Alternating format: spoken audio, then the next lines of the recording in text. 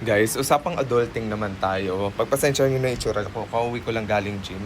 So, naghahanap ako ng magandang quality na nagtatagal na washing machine. Kasi na-realize ko dito sa amin, every 2 weeks kami nagpapalaundry. Tapos, ang nagagastos namin parang more than 1K.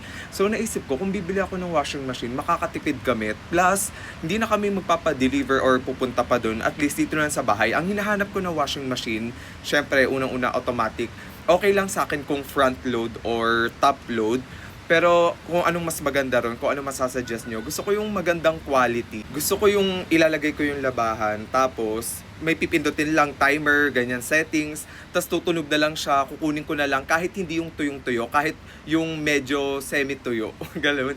Tapos isasampay ko na lang siya ng onte, gano'n. Basta naghahanap ako ng magandang quality na washing machine na nagtatagal. Gusto ko yung matubig, malakas yung ikot, yung talagang nakakalinis ng damit. Kasi pag nagpapalaundry ako, na papansin ko, pag meron akong damit na may stain, syempre pag laundry marami yun, tapos sabay-sabay niya inaano, hindi minsan natatanggal yung stain. So ang ginagawa ko, yung damit na yun na may stain pa, lalabahan ko pa siya ulit. So ayun lang, kung may masasuggest kayo na magandang quality ng washing machine, ma-appreciate ko guys. I-leave nyo dyan sa comment para papanoodin ko yung mga reviews kung ano yung mga ni-recommend nyo.